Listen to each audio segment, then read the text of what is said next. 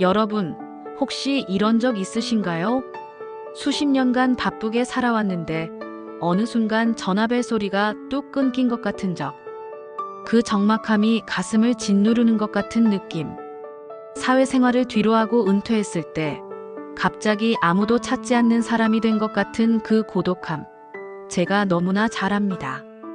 하지만 오늘 제가 나눌 이야기를 듣고 난 후 여러분의 인생 후반전은 완전히 달라질 겁니다. 이 5가지 특징만 기억하신다면 60대 이후에도 사람들이 먼저 찾고 연락하고 함께하고 싶어하는 인생의 주인공이 되실 수 있습니다. 이건 단순한 위로가 아닌 실제로 제 인생을 바꾼 귀중한 지혜입니다. 안녕하세요, 여러분. 오늘은 제 이야기를 들려드릴게요. 저는 이정환이라고 합니다. 올해 65세, 작년에 40년 넘게 다니던 회사를 퇴직했죠. 처음에는 참 좋았어요. 드디어 자유다. 그동안 못했던 것들을 할 수 있다는 생각에 설레기도 했고요. 하지만 그 기쁨도 잠시. 1달, 2달이 지나면서 뭔가 이상한 걸 느꼈습니다. 전화가 안 오는 거예요. 예전에는 하루에도 수십 통씩 울리던 제 휴대폰이 이제는 하루에 한두 통 겨우 울릴까 말까 했습니다. 그것도 대부분 홍보 전화나 배달 확인 전화. 가끔 아내가 장 봐올 때 뭐 더 필요한 거 없냐고 물어보는 전화가 전부였죠. 내가 이렇게 쓸모없는 사람이 되었나? 거실 소파에 앉아 텔레비전을 보면서도 공원을 산책하면서도 그 생각이 머릿속을 떠나지 않았어요. 40년 동안 열심히 일했는데 회사를 떠나니 아무도 찾지 않는 사람이 되어버렸다는 현실이 참 서글펐습니다. 그러던 어느 날이었어요. 고등학교 동창회가 있다고 연락이 왔습니다. 솔직히 별로 가고 싶지 않았어요. 다들 성공한 이야기하면서 자랑할 텐데 저는 그저 은퇴한 아저씨일 뿐이니까요. 하지만 아내가 자꾸 나가보라고 등을 떠밀어서 마지못해 나갔습니다. 동창회장에 들어서자 옛 친구들이 반갑게 맞아주었어요. 그 중에서도 눈에 띄는 친구가 있었습니다. 박영수라고 저랑 같은 반이었던 친구였죠. 영수는 저처럼 은퇴한 상태였지만 뭔가 달랐어요. 활기가 넘쳤달까요? 그런데 더 놀라운 건 동창회 내내 영수의 전화기가 쉬지 않고 울린다는 거였어요. 자녀들, 손주들, 옛 직장 동료들, 동네 친구들, 심지어 영수가 멘토링해주는 청년들까지. 영수는 조금 미안한 표정으로 전화를 받으며 이렇게 말했습니다. 미안해. 오늘따라 전화가 많네. 잠시만. 그 모습을 보면서 솔직히 부러웠어요. 왜 영수한테는 저렇게 연락이 많이 오는 걸까? 우리 둘 다 은퇴했는데? 동창회가 끝나갈 무렵 용기를 내서 영수에게 물었습니다. 영수야, 너 은퇴했다며? 근데 어떻게 그렇게 사람들한테 연락을 많이 받는 거야? 영수는 잠시 생각하더니 웃으며 대답했습니다. 정환아, 사실 비결이 있어. 은퇴하고 나서 깨달은 건데 사람들이 먼저 연락하고 싶어 하는 사람이 되려면 특별한 5가지 특징이 필요하더라고. 5가지 특징? 그래, 내가 알려줄게. 시간 있어? 커피 한잔 하면서 얘기해 볼까? 그렇게 우리는 근처 카페로 자리를 옮겼습니다. 그날 영수가 들려준 이야기는 제 인생을 완전히 바꿔놓았어요. 여러분에게도 그 비밀을 나누고 싶습니다. 영수가 말한 첫 번째 특징은 바로 진정한 경청자의 힘이었습니다. 정환아, 사람들이 계속 연락하고 싶어 하는 첫 번째 이유는 내가 그들의 이야기를 진심으로 듣기 때문이야. 대화할 때 상대방의 말에 온전히 집중하고 있니? 솔직히 저는 그동안 대화를 내 차례만 기다리는 시간으로 여겼던 것 같아요. 상대방이 말할 때 고개는 끄덕이지만 머릿속으로는 내가 뭐라고 대답할까 생각하기 바빴으니까요. 영수는 이렇게 말했습니다. 나이 들수록 사람들은 자신의 이야기를 들어줄 누군가가 필요해. 특히 젊은 세대들은 더욱 그래. 그들은 조언보다 공감을 원하는 경우가 많아. 내가 하는 건 그저 온전히 귀 기울이는 거야. 판단하지 않고, 중간에 끊지 않고, 스마트폰도 보지 않고 말이야. 그날 저녁 집으로 돌아오는 길에 영수의 말이 머릿속을 맴돌았습니다. 진정한 경청이라.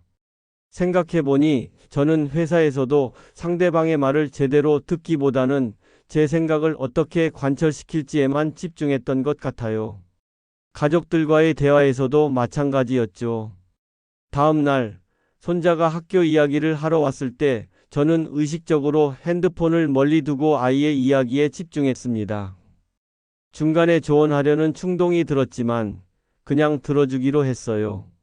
놀랍게도 평소보다 훨씬 오랜 시간 손자와 대화를 나눌 수 있었고 헤어질 때 아이가 말했습니다. 할아버지, 오늘 정말 재밌었어요. 다음에 또 와도 돼요? 작은 변화였지만 뭔가 달라지고 있다는 느낌이 들었습니다. 일주일 후 저는 다시 영수를 만났습니다. 제게 두 번째 특징을 알려주기로 했거든요. 정환아, 두 번째 특징은 지속적인 가치 창출이야. 은퇴했다고 해서 더 이상 가치를 만들어낼 수 없는 건 아니거든. 가치 창출? 내가 뭐 사업이라도 시작해야 한다는 거야? 영수는 웃으며 고개를 저었습니다. 꼭 그런 건 아니야. 우리는 40년 넘게 일하면서 엄청난 경험과 지혜를 쌓았잖아. 그걸 나눌 방법이 분명히 있을 거야. 영수는 자신의 경험을 들려주었습니다. 은퇴 후에 그는 자신이 평생 해온 건축 설계 지식을 지역 대학의 평생교육원에서 시민들에게 가르치기 시작했다고 합니다. 처음에는 작은 강의였지만 이제는 인테리어에 관심 있는 주부들부터 건축을 꿈꾸는 청년들까지 다양한 사람들이 찾아온다고 했어요. 내 지식이 누군가에게 도움이 된다는 건 정말 보람된 일이야. 그리고 이상하게도 내가 가르치면서 오히려 더 많이 배우게 돼. 젊은 친구들의 신선한 아이디어를 접하면서 나도 성장하는 기분이 들거든. 저는 고개를 끄덕였지만 마음속으로는 의문이 들었습니다. 나는 무슨 가치를 만들 수 있을까? 영수는 제 표정을 읽었는지 이렇게 말했습니다. 정환아, 너 원예에 관심 많았잖아. 회사 다닐 때도 틈만 나면 화분 가꾸고 그랬잖아. 맞아요. 저는 항상 식물을 키우는 걸 좋아했습니다. 작은 베란다를 정원처럼 꾸미고 토마토나 상추 같은 채소도 키웠죠. 그런 지식을 이웃들과 나눠보는 건 어때? 도시농업이 요즘 뜨고 있잖아. 아파트 베란다에서 채소 키우는 법을 알려주는 작은 모임을 시작해봐. 처음에는 망설였지만 용기를 내서 아파트 단지 온라인 커뮤니티에 베란다 텃밭 만들기 모임을 제안했습니다. 생각보다 많은 사람들이 관심을 보였고 첫 모임에는 10명이 넘는 이웃들이 참석했어요.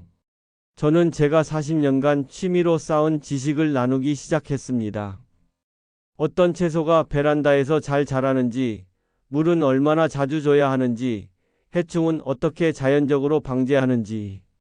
평소에는 당연하게 여겼던 지식들이었지만 이웃들은 신기해하며 메모까지 하더라고요. 그렇게 한 달에 한 번 모임을 가지면서 저도 모르게 베란다 텃밭 전문가가 되어 있었습니다. 참가자들은 자신들의 베란다 변화 사진을 공유하며 기뻐했고 모임이 끝난 후에도 종종 질문 메시지를 보내왔습니다. 영수야, 내 말이 맞았어. 내 지식이 다른 사람들에게 도움이 되는 게 정말 기쁜 일이더라. 영수는 만족스럽게 웃었습니다. 봤지? 은퇴는 끝이 아니라 새로운 시작이야. 우리가 쌓아온 경험은 귀중한 자산이라고. 그런데 영수야, 세 번째 특징은 뭐야? 그건 다음에 만났을 때 얘기해 줄게. 오늘은 이 가치 창출에 대해 더 생각해봐. 정환이가 세상에 줄 수 있는 가치는 텃밭만이 아닐 테니까. 집으로 돌아오는 길, 저는 가슴이 설레는 걸 느꼈습니다. 마치 오랜만에 새로운 프로젝트를 시작한 것 같은 그런 느낌이었어요. 제가 알고 있는 것들, 제가 좋아하는 것들이 다른 사람들에게 가치가 될 수 있다는 사실이 신선한 깨달음으로 다가왔습니다. 2주 정도가 지난 어느 날, 저는 영수와 다시 만나기로 했습니다. 이번에는 제가 먼저 연락을 했어요. 궁금했거든요. 세 번째 특징이 무엇인지. 우리는 한강공원에서 만났습니다. 가을이라 선선한 바람이 불고 노란 은행잎들이 길가에 쌓여 있었어요. 벤치에 앉아 도시락을 나눠 먹으면서 이야기를 나눴습니다. 정환아, 요즘 어때? 텃밭 모임은 잘 돼가? 응, 생각보다 반응이 좋아. 이번 주에는 모임 인원이 15명까지 늘었어. 그리고 어제는 구청에서 연락이 왔는데 지역 주민 대상으로 도시농업 특강을 해달라고 하더라고. 영수는 기쁜 표정으로 제 어깨를 두드렸습니다. 잘하고 있네. 봐, 내가 뭐랬어. 우리에겐 아직 많은 가능성이 있다고. 고마워, 영수야. 덕분에 요즘 아침에 일어나는 게 기대돼. 이렇게 설레는 기분은 정말 오랜만이야. 잠시 강물을 바라보며 여유를 즐기다가 저는 궁금증을 참지 못하고 물었습니다. 그래서 세 번째 특징은 뭐야? 영수는 미소를 지으며 대답했습니다. 세 번째는 긍정적 에너지의 원천이 되는 거야. 긍정적 에너지? 그게 무슨 뜻이야? 단순해. 사람들은 기운이 빠지게 만드는 사람보다 기운을 푹 돋아주는 사람과 함께 있고 싶어 해. 특히 우리 나이가 되면 불평하고 한탄할 거리가 많아지지. 건강 문제, 사회 변화에 대한 불만, 젊은 세대에 대한 비판. 이런 이야기들은 우리를 찾아오는 발걸음을 멀어지게 만들어. 그 말을 들으니 부끄러웠습니다. 저도 모르게 모임에서 종종 요즘 세상은, 우리 때는 같은 말을 하곤 했거든요.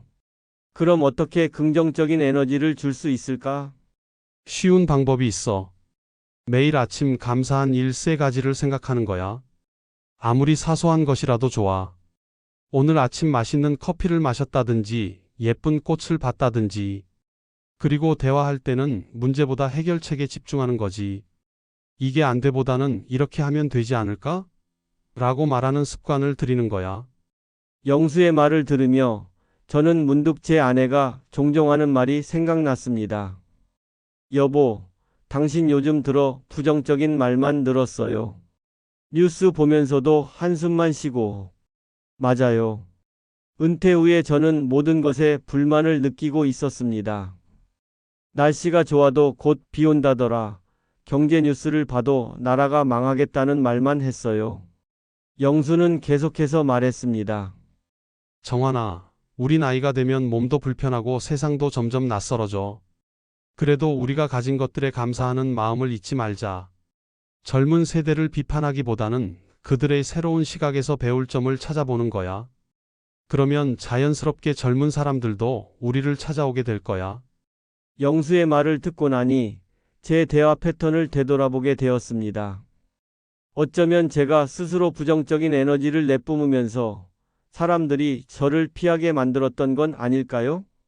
그날부터 저는 작은 실험을 시작했습니다. 매일 아침 일어나서 감사한 일 3가지를 메모장에 적기 시작했어요. 오늘 아침 창문으로 들어오는 햇살이 따뜻했다. 아내가 끓여준 된장국 맛이 정말 좋았다. 베란다의 방울토마토에 빨간 열매가 맺혔다. 처음에는 억지로 찾는 느낌이었지만 점차 자연스럽게 좋은 점들이 눈에 들어오기 시작했습니다. 그리고 사람들과 대화할 때도 문제점을 얘기하기보다는 해결책이나 긍정적인 측면을 먼저 언급하려고 노력했어요. 놀랍게도 변화는 금방 찾아왔습니다. 텃밭 모임에서 한 주부가 저에게 말했어요. 이정환 선생님, 선생님이랑 대화하면 기분이 좋아져요. 요즘 육아에 지쳐 있었는데 선생님 이야기 듣고 힘이 나네요. 그 말을 들었을 때의 기쁨이란, 누군가에게 긍정적인 영향을 준다는 건 정말 특별한 경험이더라고요.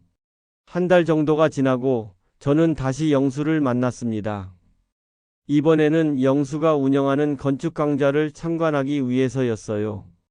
어떻게 그가 가르치는지, 사람들과 어떻게 소통하는지 직접 보고 싶었거든요. 강의실에 들어서자 20명 남짓한 사람들이 영수의 이야기에 집중하고 있었습니다. 다양한 연령대의 사람들이었지만 모두 열정적으로 메모를 하며 때로는 웃음을 터뜨리기도 했어요. 영수는 전문적인 내용을 쉽고 재미있게 풀어내고 있었습니다. 강의가 끝나고 사람들이 하나둘 자리를 떠났지만 몇몇은 영수에게 다가가 추가 질문을 했어요. 그 중에는 젊은 청년도 있었고 중년의 남성도 있었습니다. 영수는 모두에게 진지하게 대답해 주었고 마지막 사람이 떠날 때까지 웃음을 잃지 않았어요. 모두 돌아가고 강의실에 우리 둘만 남았을 때 영수가 물었습니다. 어땠어, 정환아? 내 강의? 정말 인상적이었어. 너는 전문적인 내용을 누구나 이해할 수 있게 설명하더라. 그리고 질문에 답할 때도 상대방을 존중하는 태도가 느껴졌어. 영수는 웃으며 고개를 저었습니다. 아직 배우는 중이야. 매번 강의할 때마다 뭔가 새로운 걸 시도하고 있어. 우리는 근처 찻집으로 자리를 옮겼습니다. 따뜻한 차를 마시며 저는 네 번째 특징에 대해 물었어요. 오늘 내 강의를 봤으니 네 번째 특징이 뭔지 짐작이 가니? 저는 잠시 생각해 보았습니다. 영수의 강의에서 가장 인상적이었던 점은 혹시 약속을 지키는 거? 영수는 놀란 표정을 지었습니다. 어떻게 알았어? 강의 시작과 끝 시간을 정확히 지켰잖아. 그리고 학생들에게 한 약속, 다음 주에 자료를 가져다 주겠다는 것도 메모하는 걸 봤어. 영수는 만족스럽게 고개를 끄덕였습니다. 맞아. 네 번째 특징은 신뢰의 자산을 쌓는 거야. 약속을 지키고 믿음직한 사람이 되는 것. 그게 왜 중요한데? 정환아, 생각해봐. 우리 나이대의 사람들은 젊은 세대보다 시간에 더 여유가 있잖아. 그래서 종종 약속 시간을 느슨하게 생각하거나 작은 약속들을 쉽게 어기는 경우가 많아. 내가 나이도 많은데 뭐 하는 생각으로. 맞는 말이었습니다. 저도 은퇴 후에는 시간 관념이 많이 느슨해졌어요. 약속 시간에 늦거나 나중에 연락할게라고 말하고 잊어버리는 경우가 많았죠. 하지만 신뢰는 나이와 상관없이 인간관계의 기본이야. 오히려 우리 나이에 더 중요할 수도 있어. 젊은 사람들은 시간이 정말 소중하거든. 그들에게 우리가 약속을 지키는 사람이라는 인식을 심어주면 그들도 우리를 존중하고 시간을 내줄 거야. 영수는 자신의 경험을 들려주었습니다. 처음 건축 강좌를 시작했을 때 학생들 중에 젊은 직장인들이 있었다고 해요.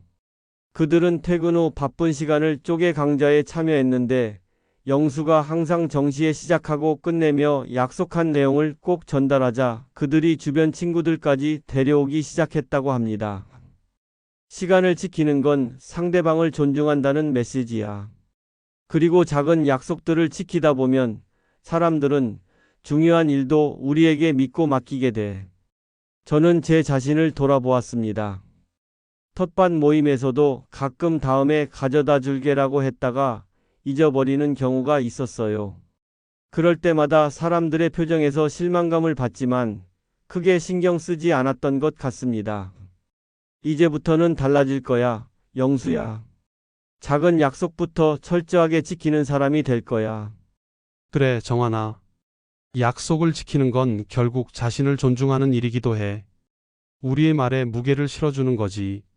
그날 이후로 저는 작은 메모장을 항상 들고 다니며 모든 약속을 기록하기 시작했습니다. 텃밭 모임에서 누군가에게 씨앗을 가져다 준다고 했다면 반드시 다음 모임에 가져갔고, 전화하기로 한 사람이 있다면 그날 안에 꼭 연락을 했어요. 변화는 생각보다 빨리 찾아왔습니다.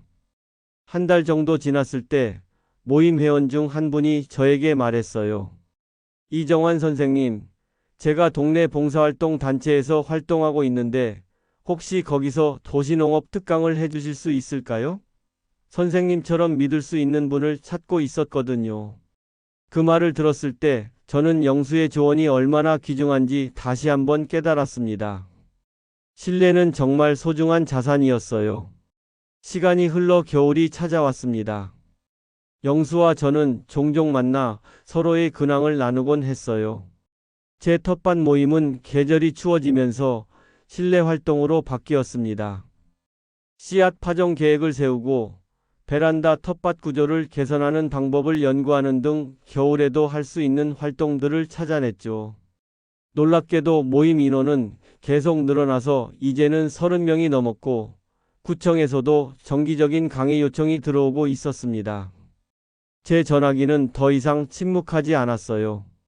오히려 너무 자주 울려서 가끔은 조용한 시간을 갖기 어려울 정도였습니다.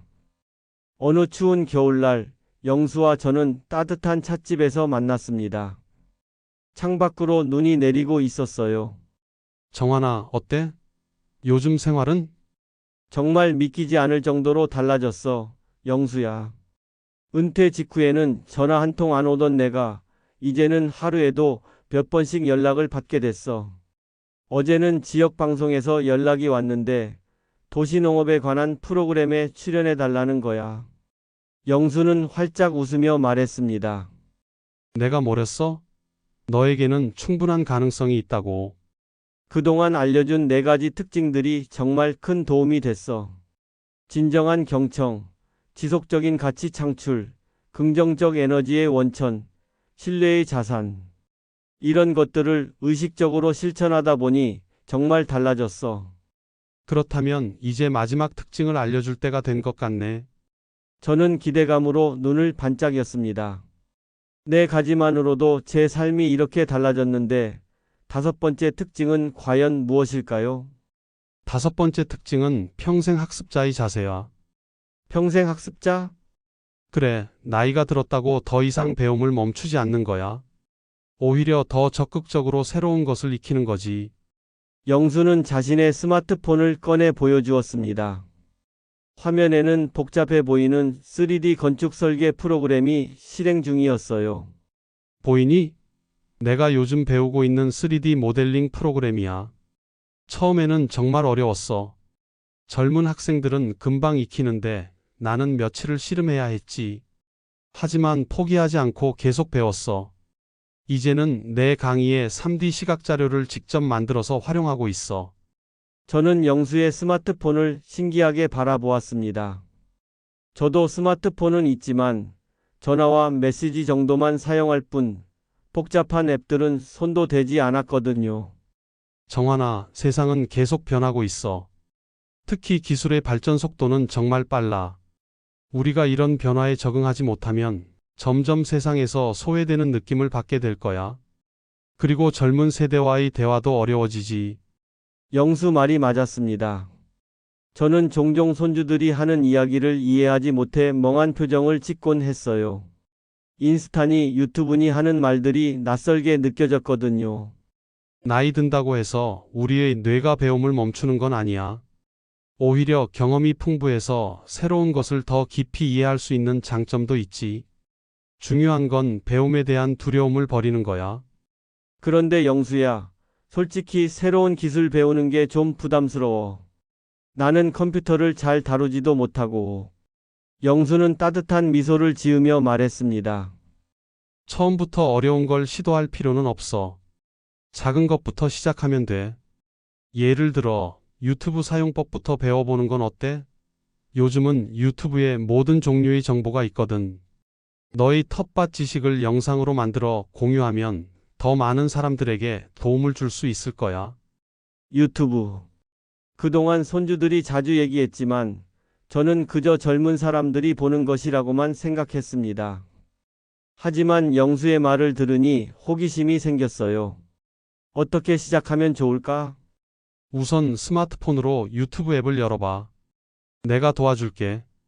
그리고 베란다 텃밭이나 도시농업 같은 키워드로 검색해보자. 얼마나 많은 콘텐츠가 있는지 깜짝 놀랄 거야. 그렇게 우리는 다음 1시간 동안 유튜브 사용법을 배웠습니다. 처음에는 헷갈렸지만 영수가 차근차근 알려주니 생각보다 어렵지 않았어요. 심지어 제가 관심 있는 채널을 구독하는 방법도 배웠습니다. 와, 이렇게 다양한 정보가 있다니. 내가 몰랐던 텃밭 기술도 많네. 영수는 기뻐하며 말했습니다. 봤지? 배움의 즐거움은 나이와 상관없어. 오히려 우리 나이에 새로운 것을 배우면 뇌도 활성화되고 치매 예방에도 좋다고 해. 집으로 돌아오는 길, 저는 설레는 마음을 느꼈습니다. 마치 새로운 세상의 문이 열린 것 같았어요. 그날 밤, 저는 유튜브로 여러 도시농업 채널을 찾아보았고, 다음 날에는 손주에게 부탁해서 스마트폰으로 동영상을 촬영하는 법을 배웠습니다. 일주일 후, 저는 생애 처음으로 베란다 텃밭 만들기 초보자 가이드라는 제목의 영상을 촬영했습니다. 서툴렀지만 용기를 내어 유튜브에 올렸어요. 그리고 텃밭 모임 회원들에게 링크를 공유했습니다. 그로부터 6개월이 지났습니다. 봄이 다시 찾아왔고 제 베란다의 텃밭은 새싹들로 가득 찼어요. 하지만 그것보다 더 놀라운 변화는 제 삶에서 일어났습니다. 제 유튜브 채널 정환의 베란다 농부는 이제 구독자 5,000명을 넘었어요. 처음에는 서툴렀던 영상 편집 기술도 온라인 강좌를 들으며 조금씩 향상되었고, 이제는 매주 한 편씩 새로운 영상을 올리고 있습니다. 놀랍게도 댓글에는 전국 각지에서, 심지어 해외에서도 감사 인사가 쌓이고 있었어요. 정환 아저씨 덕분에 아파트에서도 상추를 키울 수 있게 되었어요. 은퇴 후 무엇을 해야 할지 고민이었는데 덕분에 새로운 취미를 갖게 되었습니다. 할아버지의 영상을 손자와 함께 보며 식물을 키우고 있어요. 세대를 잇는 소중한 시간이 되었습니다. 이런 댓글들을 읽을 때마다 가슴이 뭉클해지곤 했습니다.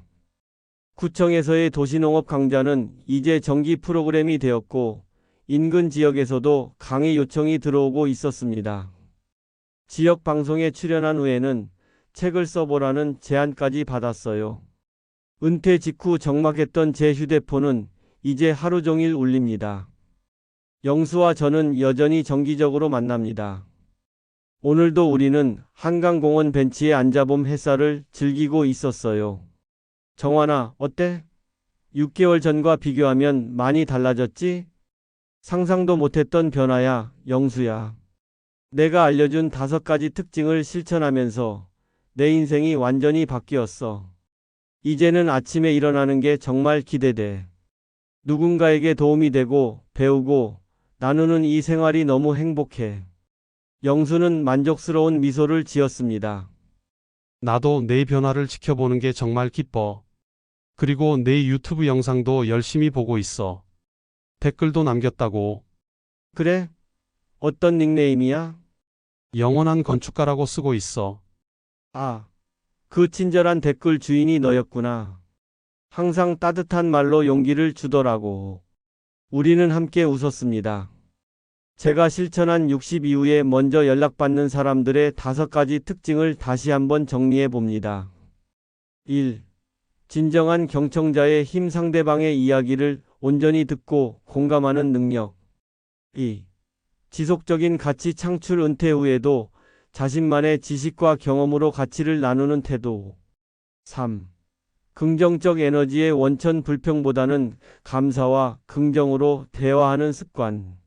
4. 신뢰의 자산, 오랜 시간 쌓아온 신뢰와 약속을 지키는 성실함. 5.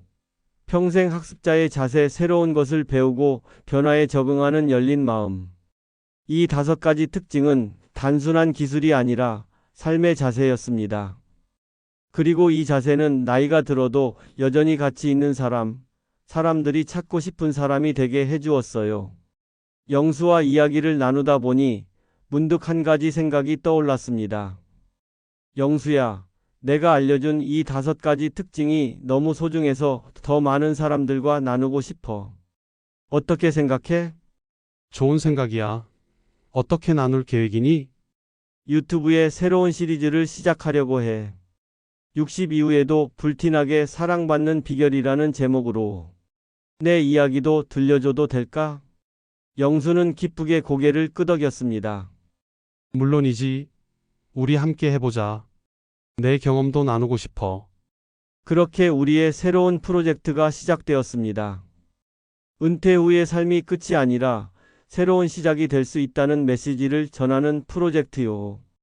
여러분, 지금까지 제 이야기를 들어주셔서 감사합니다. 나이는 그저 숫자에 불과하다는 말이 있죠. 중요한 건 우리가 어떤 마음가짐으로 살아가느냐입니다. 진정한 경청자가 되고 가치를 나누며 긍정적 에너지를 전하고 신뢰를 쌓고 끊임없이 배우는 삶. 이런 삶을 산다면 60대 이후에도 여러분의 전화기는 결코 조용하지 않을 거예요. 아, 그리고 마지막으로 한 가지. 여러분도 저처럼 새로운 도전을 시작하고 싶다면 지금 바로 인생 한 방울 채널을 구독하고 알림 설정을 해두세요. 이 영상이 도움이 되셨다면 좋아요와 댓글도 잊지 마세요. 여러분의 작은 관심이 제게는 큰 힘이 됩니다.